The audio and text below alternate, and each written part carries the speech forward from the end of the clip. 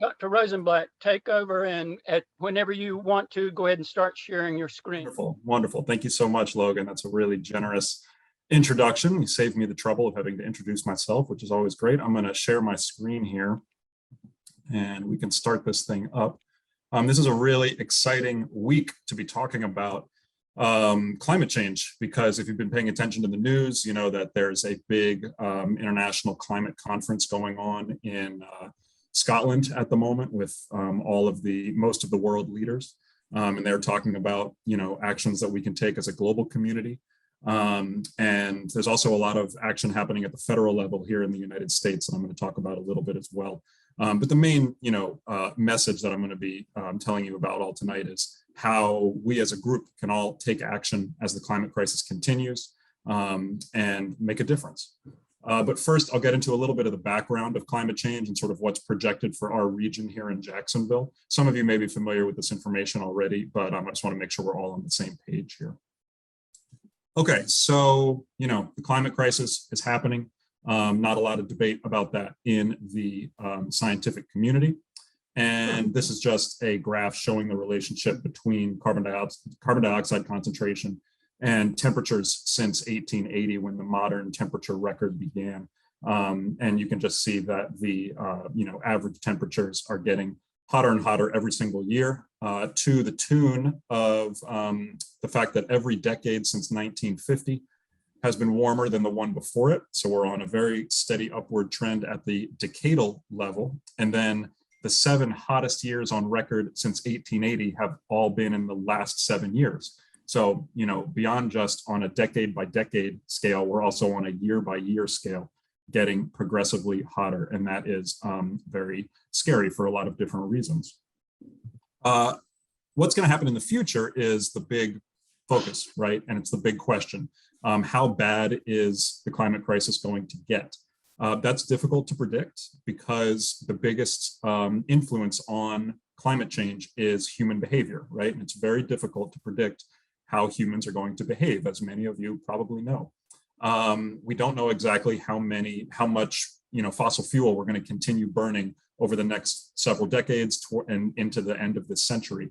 And so scientists who try to predict what the future climate is going to look like, they use a bunch of different scenarios that they use as the starting point for these very complex mathematical models that they run through the fastest supercomputers on the planet to try to figure out what the future climate might look like.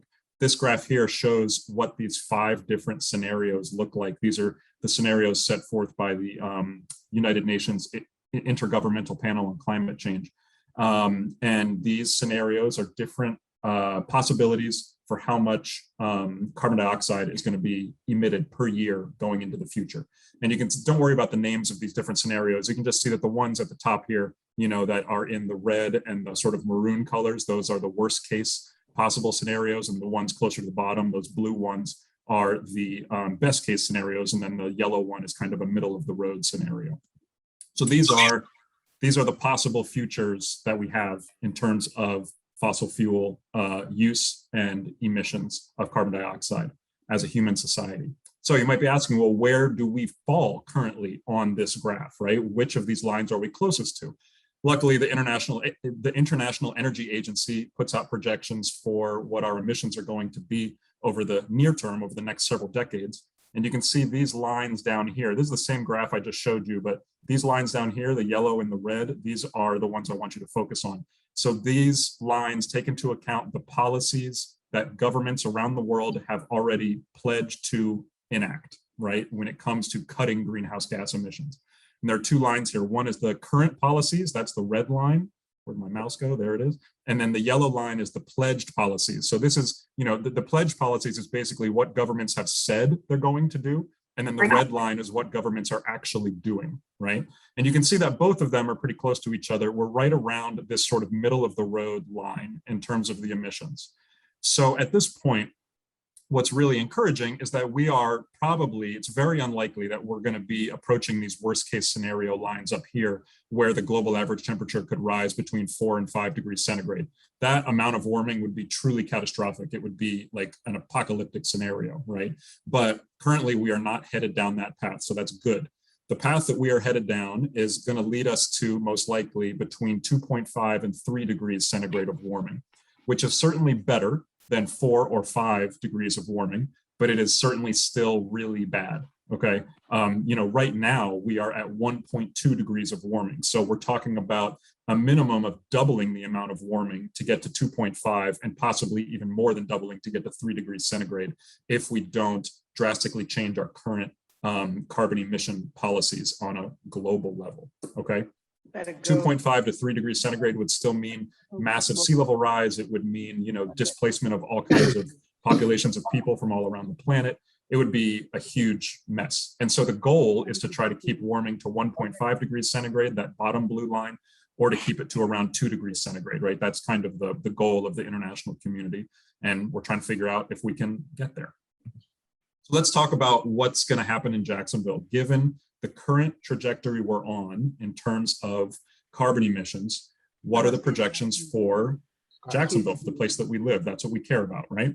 I mean, we care about the global community, obviously, but let's talk about what's going to impact us directly in our backyard. So here are some of the projections. This first one shows historical sea level rise as recorded by Naval Station Mayport. So this is very local to us right here. You can see that since the 1930s, we have seen sea level rise of about 9 inches off the coast of Jacksonville.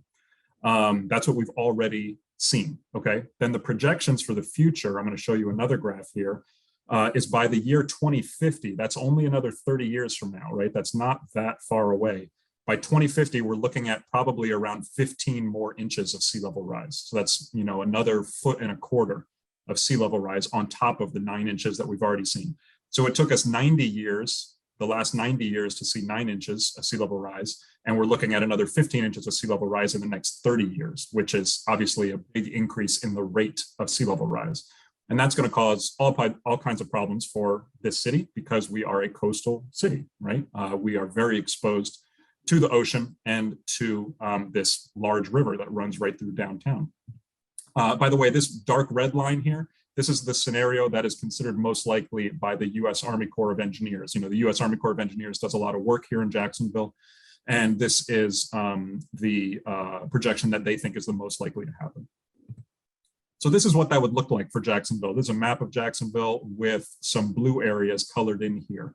I don't want to scare you too much. These blue areas are not areas that would be permanently underwater by, the middle of this century with another 15 inches of sea level rise.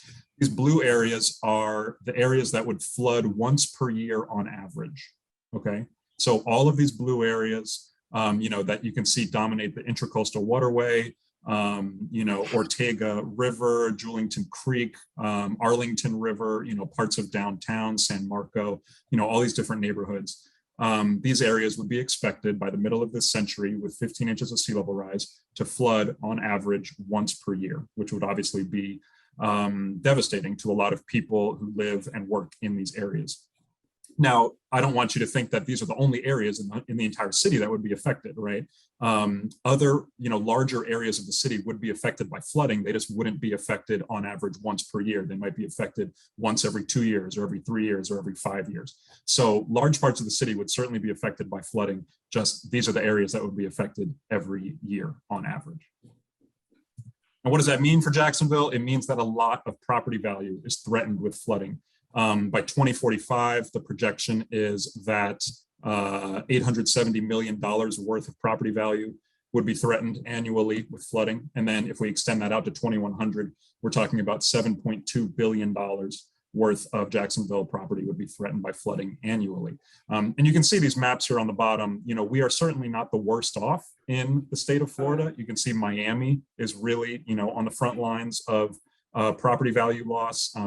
Tampa is in a worse situation than us. The Naples area is in a worse situation than us. The Florida Keys are in a bad situation. So we're not, by no means are we the worst of the worst, but it's still bad, right? I mean, we don't want $7.2 billion of the tax base of this city being threatened with, annual flooding. That's not a good situation for anybody. And the problem is that we are an incredibly vulnerable city. If we wanted to protect ourselves from this amount of flooding, one way to do it would be by building seawalls. That's not really a solution that I'm a fan of. but it is a possible engineering solution, right? It would help sort of keep back the sea from invading the city even more than it does already.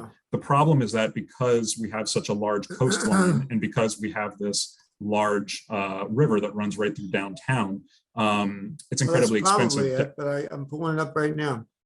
Oh, sorry. I think that, oh, it's okay. It's fine. So yeah, this is a study that was done by the Center for Climate Integrity. And you can see that Jacksonville is the most expensive city in the country to protect with seawalls.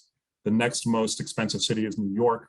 It would cost about $2 billion to protect New York with seawalls. And for us, it would be almost double that. It would be about $3.5 billion. And that's a ton of money, right? And where would that money come from? Would it come from the city? Would it come from the state? Would it come from the federal government?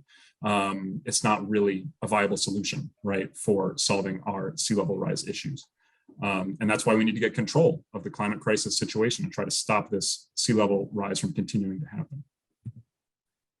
Okay, next we're going to talk about warming, right? Warming doesn't get as much attention as sea level rise because we're a coastal city.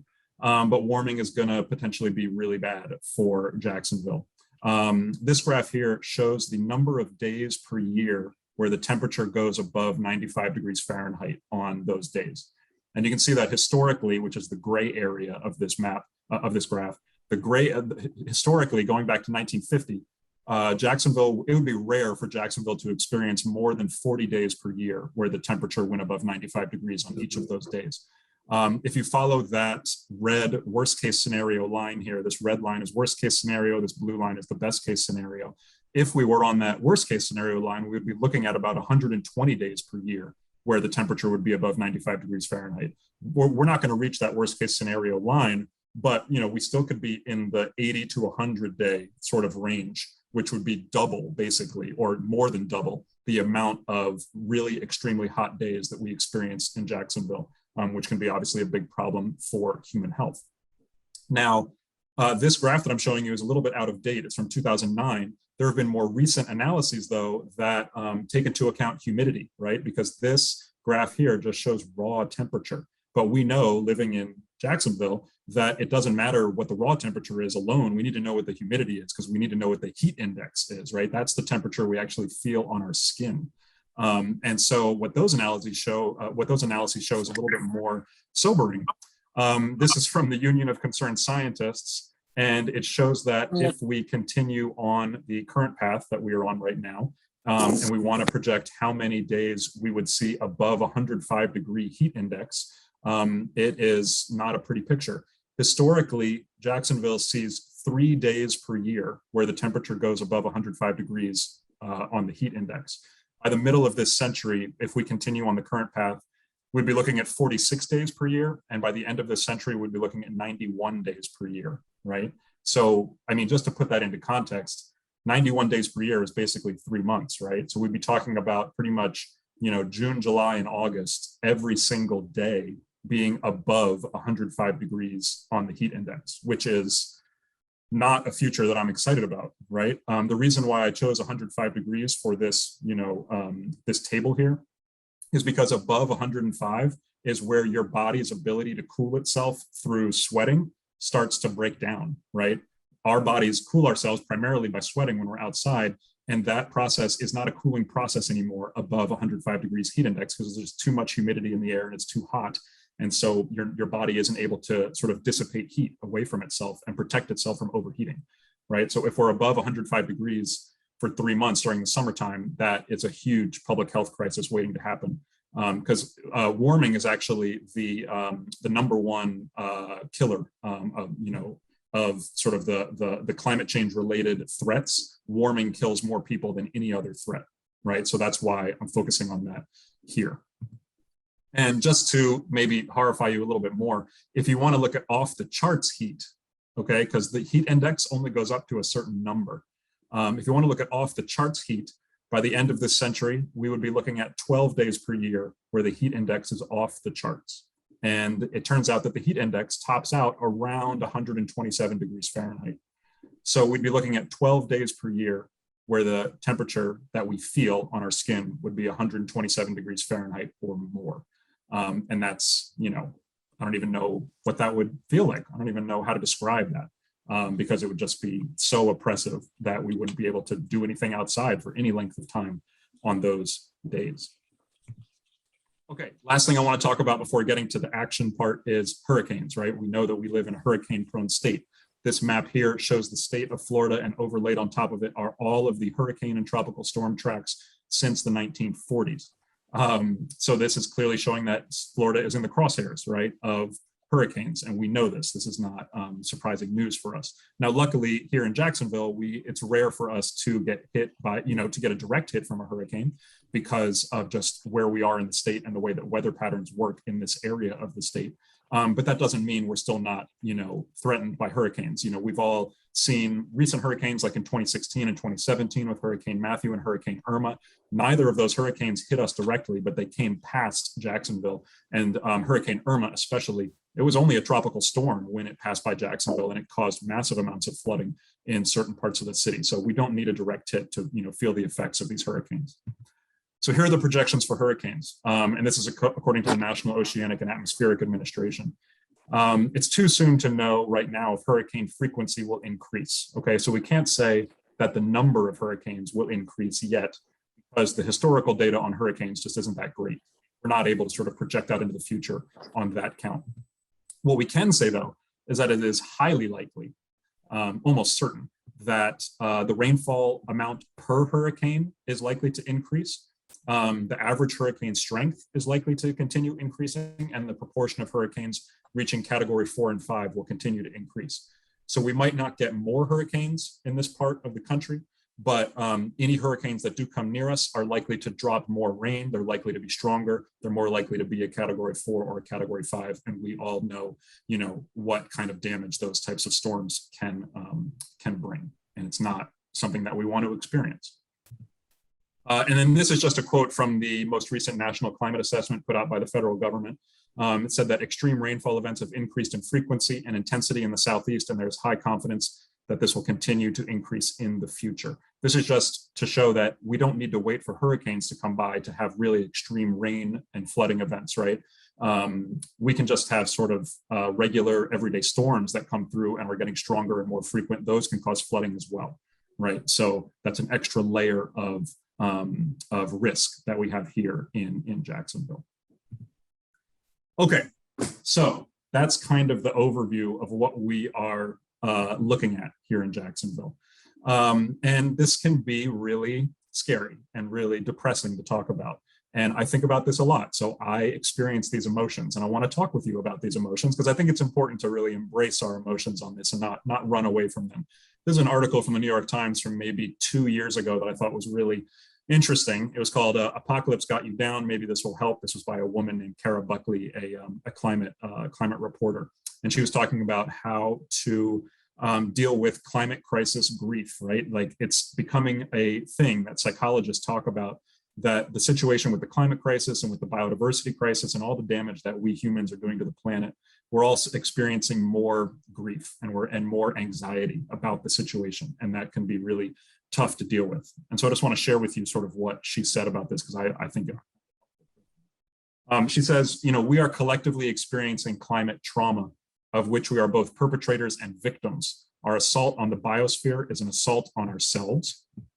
She says, feeling depressed about the crisis is actually a sane and healthy response, right? If you didn't feel depressed about this crisis, then it means either you're not paying attention or I don't know what else it might mean about you. It might be something psychologically going on that, maybe you need to get looked at.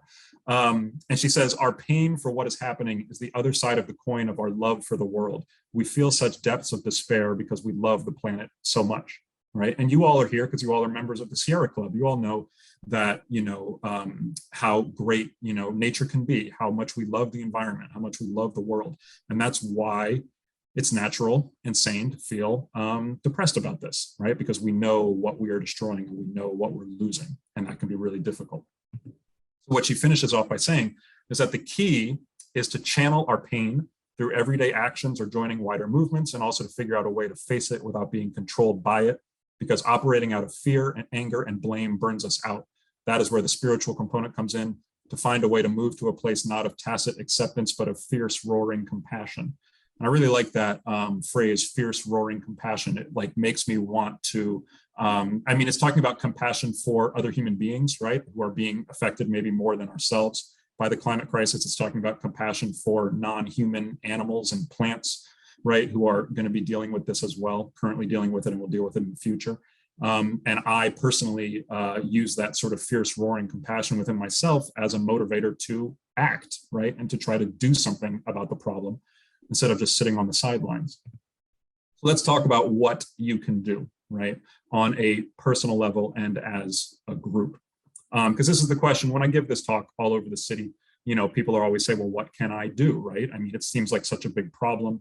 And it seems like, you know, the actions you take personally wouldn't have that big of an effect. And I want to try to dispel that myth for you. So first, let's just understand that nothing I've presented is guaranteed to happen, right? All of the scenarios, all of the warming and the sea level rise and the hurricanes, none of that is guaranteed to happen, okay? This is the path that we're currently on, but it doesn't mean we can't get off this path, right? We have the choice to get off this path. We just have to do it, right? Politically, economically, we have to make difficult choices to get off the path, and that will prevent these sort of really terrible climate scenarios from coming to pass. We can take action to prevent these extreme ecological and humanitarian disasters from occurring. So how can we go about doing that? I'll tell you the number one thing, okay? This is the number one. Number one is voting, right? For every individual who is of voting age, that is the most important thing you can do, is to vote for politicians who are taking the climate crisis seriously, right?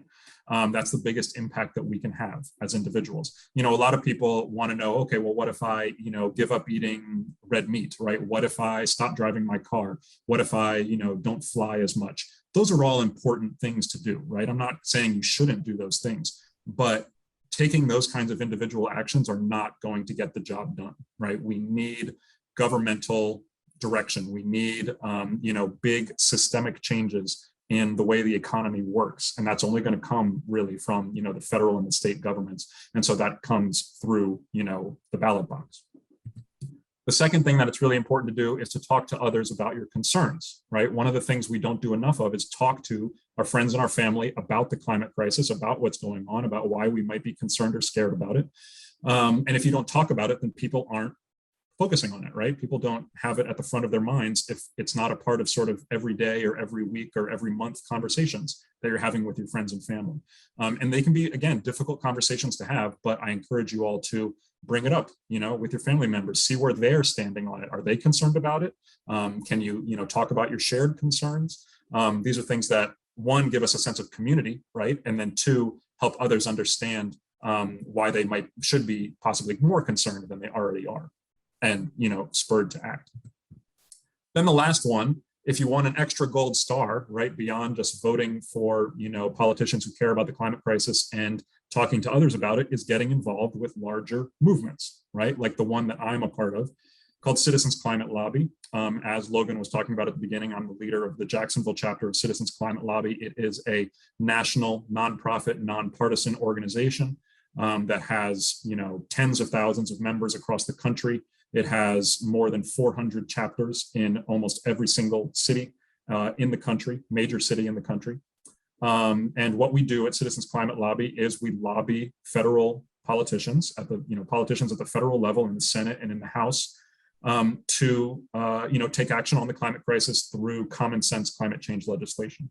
What we do is we lobby politicians, as I just said. We educate the public locally about what's going on. We empower people to act, and we support each other, right? Because again, this can be a very difficult thing to do, right? To think about these problems frequently and then to try to engage with other people and talk about them. And so we support each other in this process so that, you know, nobody feels like they're alone on this. In Jacksonville, we have 600 plus chapter members. Some of the members of the Sierra Club that are on this call are already members of Citizens Climate Lobby. I encourage you to join if you would like, if you have the, you know, the time and the bandwidth.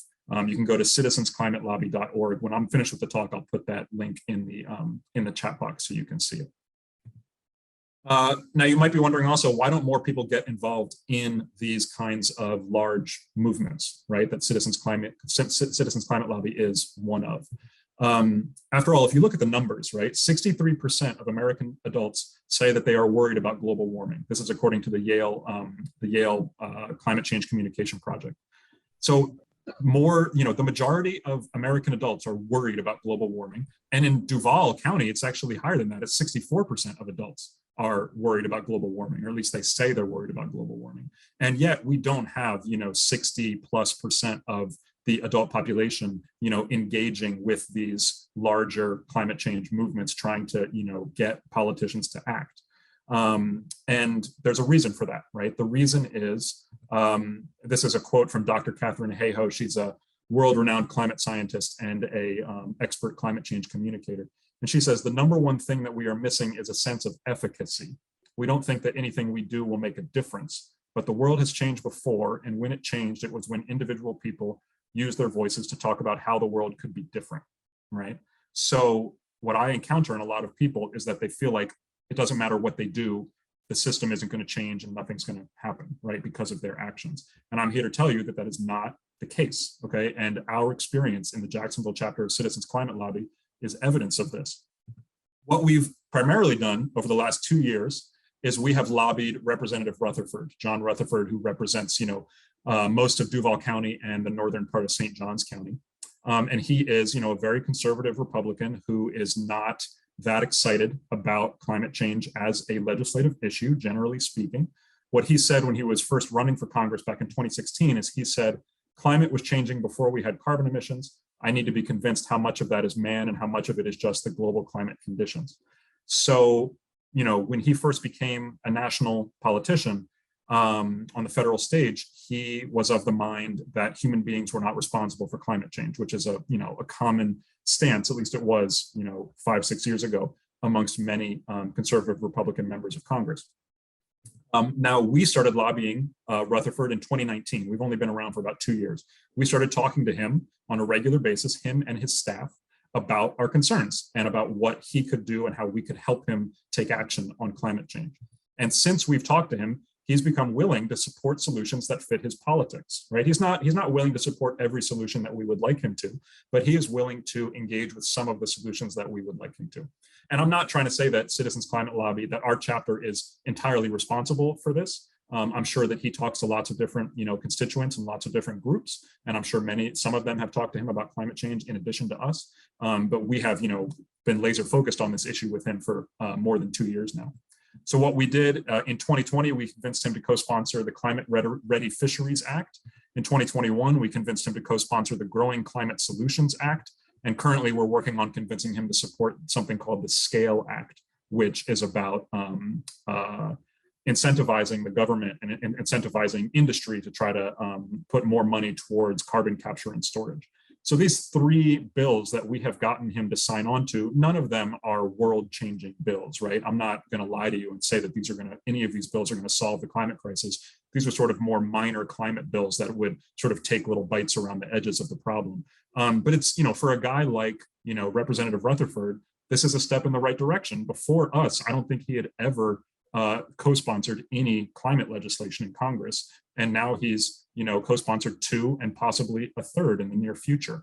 And we are, hopefully bringing him around to the larger issues of climate change. And in the future, hopefully he will engage on those bigger pieces of climate legislation. We view it as a marathon, not a sprint, right? We're trying to develop a sort of trusting relationship with him so that he values our opinion and respects our opinion. And, hopefully will take our advice even more frequently than he already does.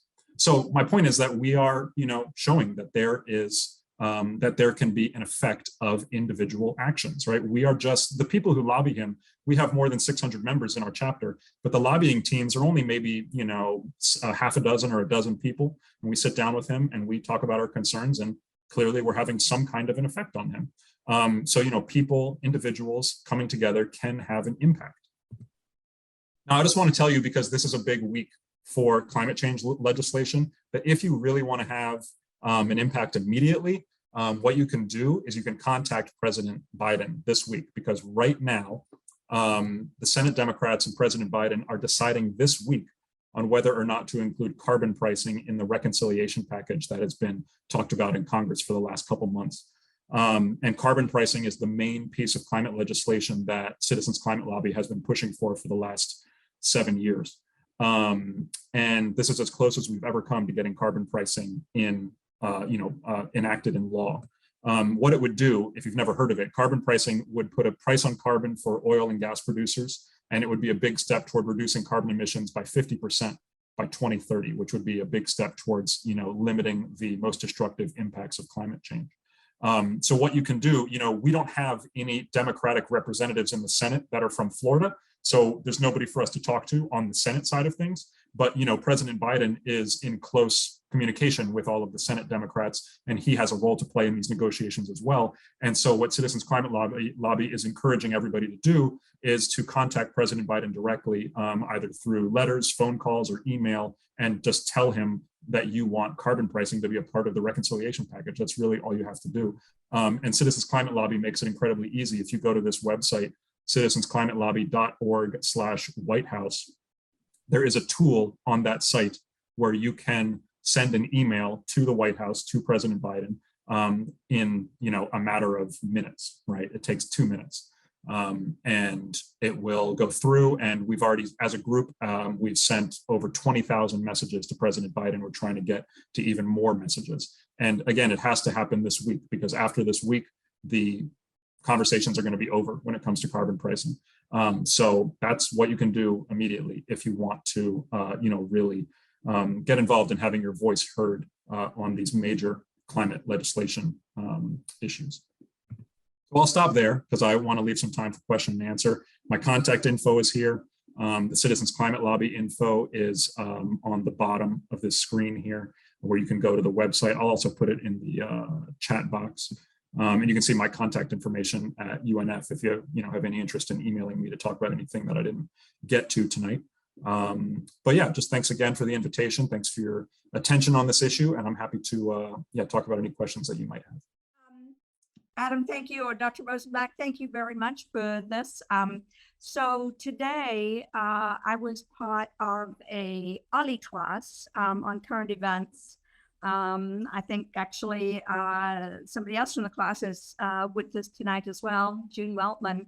And Ken Goodwin, who's a member of the Citizens Climate Lobby, also a member of the class, suggested that it might be effective for your meeting with Congressman Rutherford that's coming up, and you're doing it on Zoom, if there were literally hundreds, I think that's what he suggested, of people in that meeting rather than 7 or 8.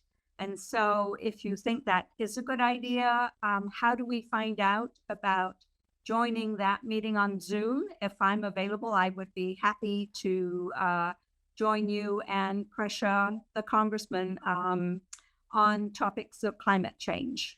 So that's my first question, if you'd answer that one. Yes, thank you for bringing that up, Barbara. I appreciate that.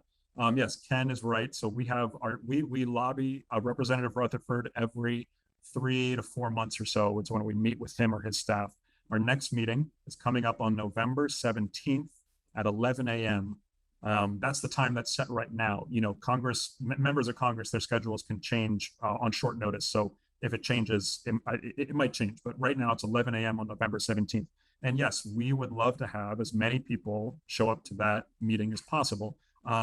Now, that doesn't mean that everybody's going to participate. Obviously, the members of Citizens Climate Lobby who are part of our lobby team, we're going to be the ones who are actually talking with Representative Rutherford. But the more faces we can have on that call, the better, because it really does show that, his constituents care about this issue and are willing to take time out of their schedules to show up. There was a chapter of Citizens Climate Lobby, I believe it was the chapter in Miami. They had a meeting with one of their representatives down there, and they had 150 people show up on call, right? And that obviously is a big sort of visual impact for a congressperson to see. So yes, Barbara, if you or anybody else would love to sit in on that call with us, if you're free on that day at that time, if you email me, I will send you the link when we get closer to that date, and you can join us on that call as a observer, if that's to your liking. Okay, so I have just one other question. You indicated that the carbon pricing is in the reconciliation package. Now, when I hear reconciliation, my understanding is they're both being done under reconciliation. Is this in the Build Better package or in the one that has already been negotiated that has Republican as well as Democratic senators supporting it, the infrastructure bill? Which of the two is it actually in? Yes, good question. You're right. So there are two bills. There's the infrastructure package, and then there's the Build Back Better. The carbon pricing is being talked about as in being included in the Build Back Better. Okay, just wanted to, I assumed so, but I wanted to be sure, because if we tell other people, maybe they want to join us, I want to be absolutely accurate about what we're pushing for. That's great. Yes. Thank you very much.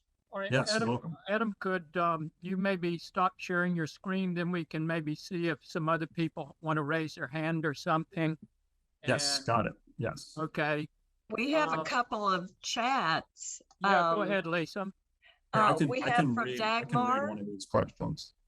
Yet Let's off see. topic, but important local problem. The city of Jacksonville recently decided to stop collection of recyclables due to staffing shortages in favor of picking up lawn trash and regular trash. The city told everyone to just dump everything into regular trash or drive the recyclables to pickup centers and parks. Most people don't put out the effort involved.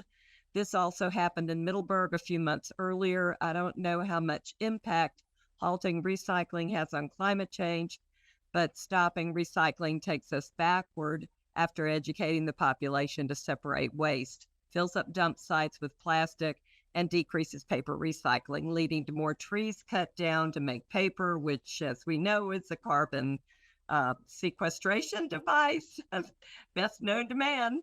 What is the So- question? Speak to Question, I that. think, is just about whether the stopping of picking up recyclables, on your curbside is whether that has an impact sort of on worsening the climate crisis. That's always what I take away from it. And before I forget, I'm just going to put in the chat box the link if you want to email President Biden about the carbon pricing thing. So yes, in Jacksonville, curbside recycling has been suspended for the moment. And yes, the person who asked that question is correct. That's not, obviously a great step for, solving the climate crisis. Recycling is important and it's useful for certain things. The sad part, I don't want to make everybody even sadder.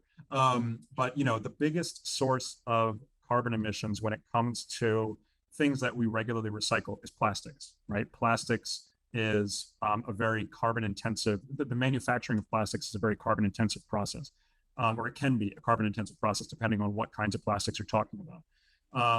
But the sad thing I'm going to tell you is that even when all plastics are recycled curbside, not just in Jacksonville, but I mean anywhere in the country really, only about 9% of plastics actually end up getting recycled.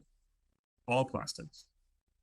More than 90% of plastics that you put in a recycling bin, even under normal times, end up in a landfill anyway. So plastic recycling is actually kind of a big boondoggle. Recycling plastics is something that was actually pushed initially by the oil and gas industry. They're the ones who advocated for recycling because they, back in the 70s, right, when sort of recycling first took off.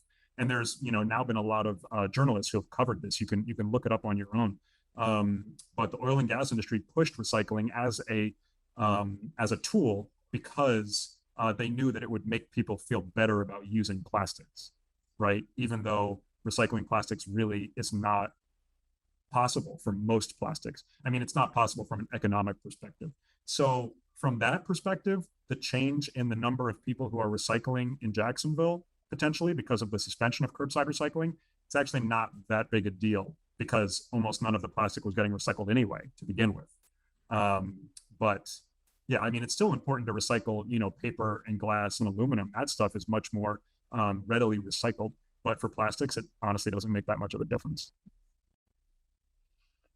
Do we have other questions? I know there have to be some more questions. I'm just Bill curious Snow- about Go ahead, and then Bill. Yeah, I'm just curious about why Jacksonville is the most expensive city with respect to, I think it was, you said that it was building the Seawalls. seawalls. Yeah. Is it because we're just such a large city with a lot of water around it, or Yeah, it's what? because we have such a huge coastline, and then we have, and I mean, first of all, we're just a massive city by area, right? I mean, we're the largest city by area in the lower 48 states, right? So we just have a huge coastline because of that. Then we have the Intracoastal Waterway running, parallel to the coast. That's an entryway for water to get into the system. And then we have the St. Johns River running right through downtown, right? We have the largest river in the state running right through the center of the city. And so there's no one entry point to that river that you can easily block, right? The reason that, New York City is cheaper to protect with seawalls is because there's pretty much just like two entryways for water to come in around Manhattan, right? It's, the East River and whatever the other one is now that I'm forgetting the name of it, the Hudson, right? It's the Hudson and the East River. Thank you. But, here in Jacksonville, there's like so many little ways that water can get into the St. John's and can get towards the city that blocking all of it would just require a huge, number of seawalls all connected to each other. And that's just incredibly expensive to do. And would that also make it more expensive to try to do natural barriers, as in trying to plant more, I don't know, I guess they put oyster beds around to try to hold it. That's probably going to make it more expensive to do that too. Yeah, no, that's another solution. That's actually something that one of my colleagues at UNF is working on, Dr. Kelly Smith. She's been working on the oyster restoration of the coastlines as a natural solution to some flooding and sea level rise issues. And you're right, it's not easy to do by any stretch, but it is much, much, much, much cheaper. So it's certainly more cost effective to do natural buffering of shoreline issues than it is to do these engineering solutions like seawalls. It's just incredibly expensive to do that. That's good to know.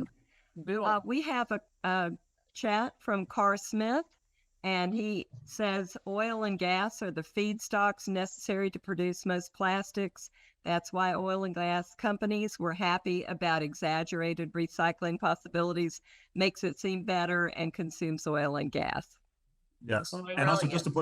just to put an even finer point on that, because I looked it up. You can look up what the city is actually able to recycle when it comes to plastics. Because if you look at anything made of plastic, it has that little number on it, right? Like it's either a 1, 2, I think it goes up to 7. There's 7 different categories of plastic, and I believe the city of Jacksonville is only able to recycle number 1 and number 7 and number maybe 4.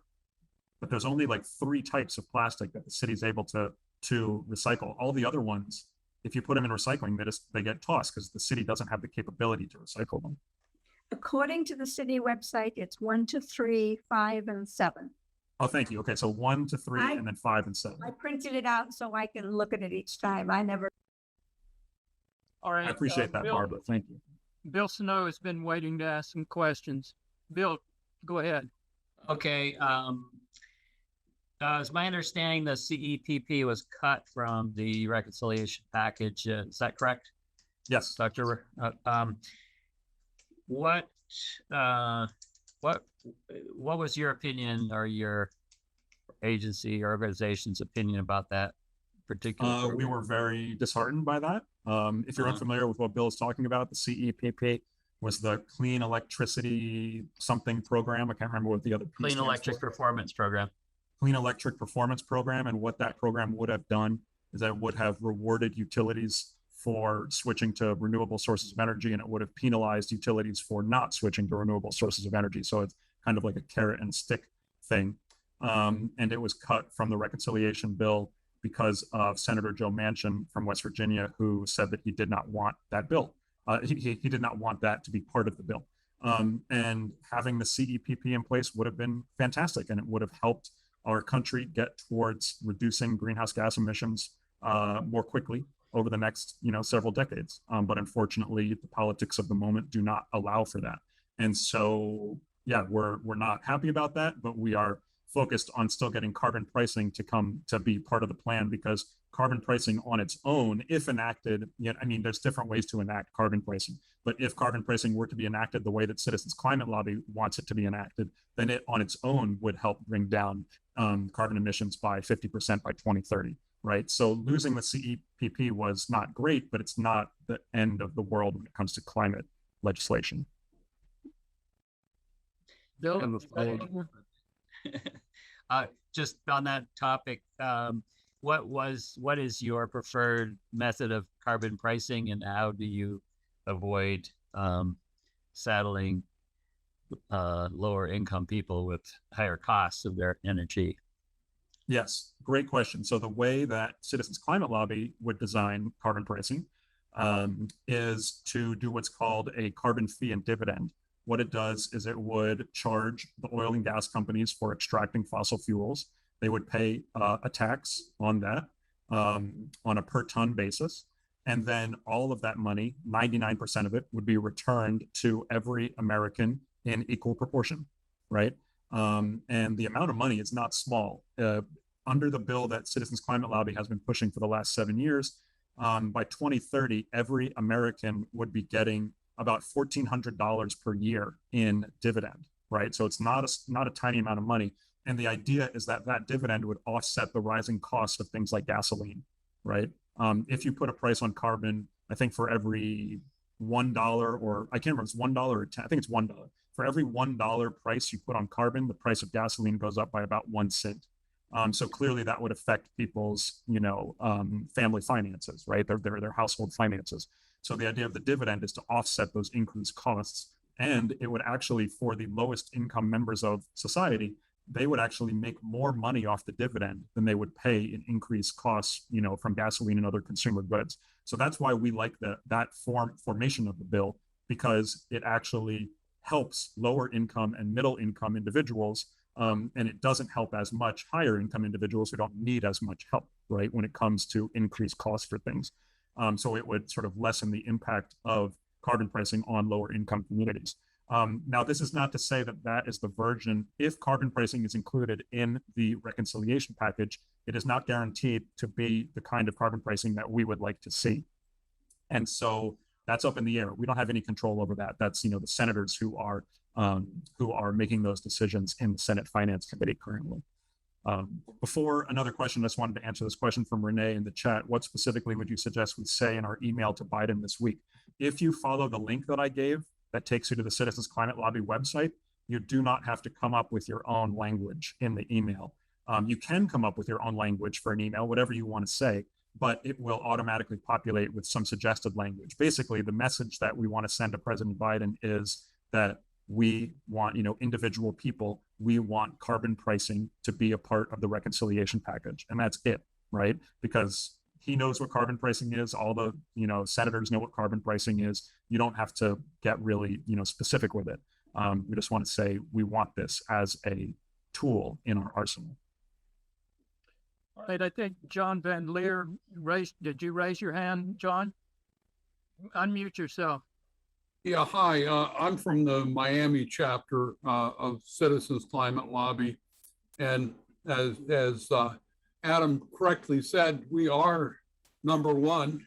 People usually like to be number one in terms of, but in this case, it's vulnerability to assets at risk to sea level rise.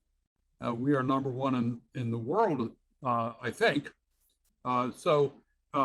And there have been proposals to build seawalls through Miami. The Corps of Engineers has a $1 billion plus plan to do that, which is not the most attractive thing that you could do in addition to the price tag. And so the idea of being able to reduce the emissions so we don't need it, it seems like a whole lot better option to us. And I happen to come from a majority African-American district, and our representative is supportive of the carbon fee and dividend because her poor constituents, largely poor constituents, are at economic risk. And the idea that you can generate income for those people is a real plus for her. And the other aspect that she very much likes is the aspect of greater employment. So the renewable energy sector has very large employment prospects at all different levels embedded in it. And unemployment among her constituents is particularly young male unemployment is particularly troubling to her. And she has gone through a lot of trouble to build mentoring programs and things to help with those issues, and to have something which rolls out a whole new industrial path that can provide employment for her constituents is really quite a big deal. And the thing that's neat about renewable installation and so forth is that it's locally done. They may build the solar panels someplace else. They don't have to, they could build them locally, but you have to have local installation because that's where they're being installed. And okay, so, but we need to direct questions to Adam. So, you have. Well, thank you, John. I appreciate that.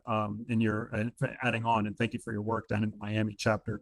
I just wanted to add on because John mentioned it, and I forgot to talk about what the importance of carbon pricing in the first place, right? It's a benefit that lower income and middle income folks would come out ahead financially because of carbon pricing and, in a fee and dividend approach.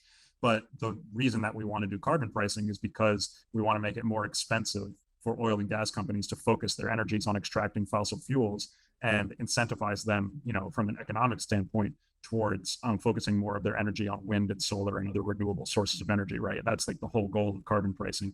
And it would bring the projections from economists and climate scientists who have looked at this field is that it would bring down carbon emissions by 50% by 2030, which is exactly what we need to avoid those worst case scenarios. I think Al Tilley had asked to ask a question. Al? Yeah. What do you do with the argument that the time has slipped away so that the carbon fee and dividend approach is likely to be slower than, say, regulation based on, say, leakage of methane? Anything over 3%, you might as well be burning coal. The actual measurement of leakage over some fields is 10%. If we were to enforce a 2.5% leakage or shut the operation down, wouldn't that be quicker and more effective? That is, how do you handle regulation versus the carbon fee? Yeah, thank you. That's a great question, Alan. My answer to that would be that, I think we need both, right? We need carbon fee and dividend, and we also need regulations. The problem with regulations, as we've seen, is that regulations can be undone, right, very quickly if the person in the White House changes parties. And so you're right, they can have, putting regulations on methane, I'm all for it. But by itself, it's not going to get the job done because it's a short-term signal to the market of what's going to happen, right? Because, all of the oil and gas producers know that these regulations can be overturned. They can be rolled back very quickly by a subsequent administration. Whereas if we were to do this carbon fee and dividend, there's a guarantee, since it would be, codified in law, it would be guaranteed to last for 10 years at a minimum. And it would be a signal to the entire oil and gas industry that, the federal government is finally serious about taking a long-term approach to this rather than these sort of, short-term steps that sometimes don't add up to much. But yeah, I'm all for, an all hands on deck approach. All right, Bill Snow has his hand up. Go ahead, Bill, and then Karen. Okay. Yeah, I still don't understand the incentive for the oil and gas companies to switch their fuels if this consumer isn't penalized, if you will, by higher prices, which would make them seek out a cheaper alternative. For the oil and gas industry? Yeah. In other words, I'm getting this dividend, so why do I care if my oil bill, my fuel bill is going up? Oh, because it's not meant to change. It's not meant to necessarily change your behavior, right? You're right. You're getting the dividend, and that's offsetting the increased, cost of things like gasoline. What it would do, though, is it would change the economic calculus for these big oil and gas producers. The price on carbon over time, if this bill were to be enacted the way that, again, Citizens Climate Lobby would want it to be enacted, is that within 10 years, the price on carbon would be above $100 per ton, right? Which is a significant cost to these oil and gas industries. It changes the entire economic calculus for their extractive policies, and it makes it more attractive for them to focus some of their research and development dollars instead of exploring for more oil and gas that is going to continue to be taxed into the future, would be to switch to wind and solar. So it's not about changing consumer behavior as much. It's about changing the behavior of the people pulling the fossil fuels out of the ground. Okay, Karen has a question. Karen? Yeah.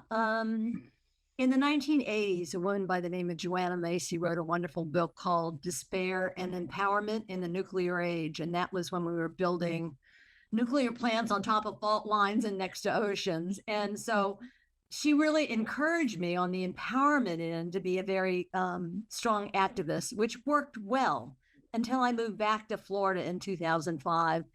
And with the Republican senators and our local representative in Congress being Republicans, I found it incredibly difficult to be an activist in many ways. And my question to you is, you didn't mention sending emails to Rubio and Scott. And I mean, I get a certain satisfaction out of that.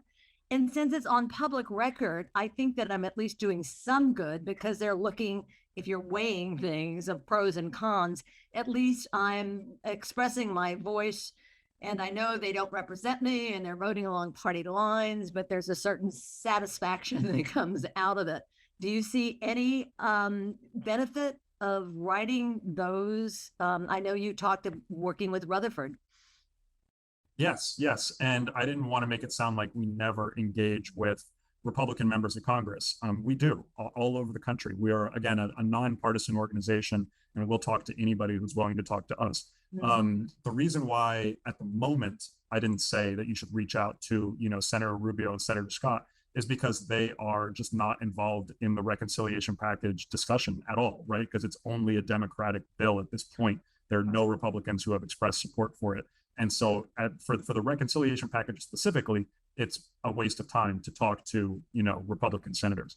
But normally, when we're not talking about the reconciliation package, Citizens Climate Lobby here in Florida, we coordinate across all the different chapters, and we meet with, we lobby everybody. We lobby Senator Rubio, we lobby Senator Scott, and we, again, try to make our voices heard as frequently as possible and as loudly as possible. I personally, Citizens Climate Lobby has a calling campaign, a monthly calling campaign that you can sign up for as a member. It's free. And they remind you once a month to call your members of Congress, your senators, and whoever's your representative in the House, to just leave a voicemail and tell them that you care about climate legislation and you want them to focus on it. I do that every single month for Scott and Rubio and Rutherford. And, it takes 5 minutes, honestly. It's a really easy thing to do. And, again, my individual voice, leaving this one voicemail for them, might not have the biggest impact. But the fact is that we have thousands of people across the state who are all doing it simultaneously. And over time, these numbers build up, right? And what these politicians pay attention to is the numbers, right? Every call that they get, every email, every letter that they get, they have to log it, and they take notes of, they have staff who take notes of what their constituents are talking about. And if we have thousands of people, tens of thousands of people who are constantly inundating them with messages that, they need to take climate change more seriously, they're going to start to get the message over time. It's going to take a little while, but that's the hope. All right. We'll have time for maybe one more question, then we need to let Adam go. He's been gracious giving us his time tonight. John Van Leer has his hand up. Let's make it a question, not a statement.